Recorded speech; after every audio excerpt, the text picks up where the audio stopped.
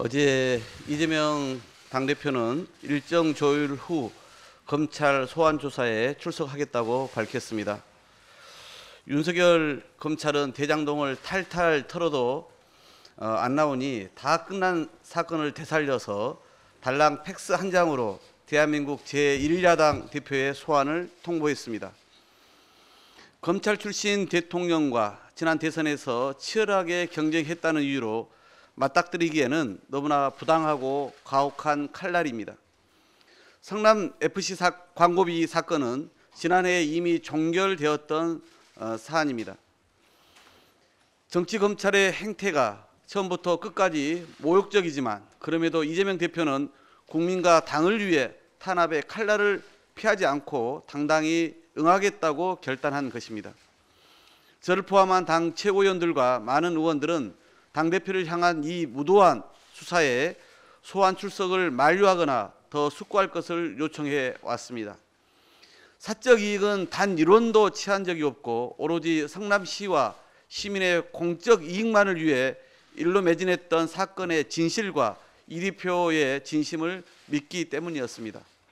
어제 이 대표의 출석 결단이 국민의 걱정과 당원의 응원 속에서 단단한 연대를 만들어 부당한 탄압을 이겨낼 힘이 될 것이라 믿습니다.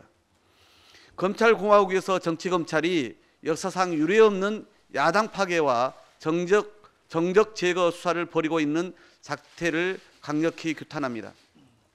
이미 종결된 사건을 끄집어내면서까지 이재명 당대표 소환을 하려면 최소한 무슨 근거로 성남FC 사건을 조사하겠다는 것인지 분명히 밝히는 것이 상식입니다. 하지만 검찰은 국회 일정 등 최소한의 조율도 없이 일방적으로 소환 통보했습니다. 통보와 동시에 언론에 흘려 망신주기 하는 것도 잊지 않았습니다. 집권 여당 역시 마치 정치검찰의 지령이라도 받은 것처럼 민생경제 위기는 아랑곳 않고 밤낮으로 이재명 때리기에만 올인하고 있습니다.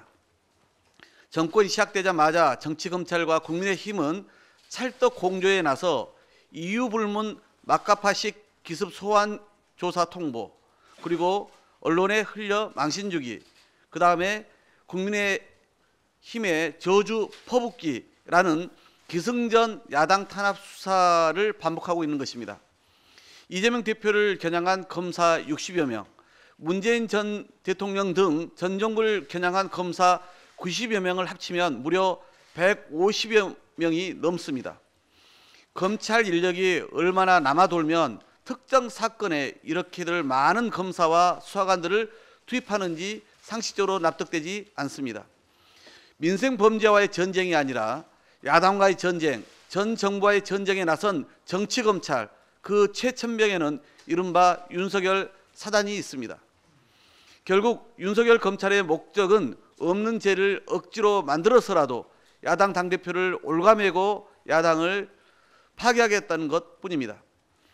오래전 정책 실명제가 도입되어 일반 공무원들의 책임성을 높이고 있는 상황에서 공권력을 행사하는 검찰의 명단 공개는 수사의 책임성과 투명성을 높여 국민의 인권을 향상시키기 위한 최소한의 장치입니다. 이미 참여연대 등 시민단체에서는 검찰권 오남용을 막기 위해 주요 검사와 지라인을 매년 검찰 보고서를 통해 공개해 왔습니다. 윤석열 정권은 위기의 경제와 민생은 재난 수준인데도 정작 방관만 하고 국민의 고단함을 철저히 외면하고 있습니다. 할 줄 아는 것이라고는 오로지 전 정권 지우기와 정적 때려잡기뿐입니다. 정치 검찰이 언제쯤 국민의 검찰로 거듭날 것인지 앞이 보이지 않습니다. 민주당은 무도한 정권, 무도한 정치 검찰에 맞서 국민과 함께 진실을 위해 싸워 나가겠습니다.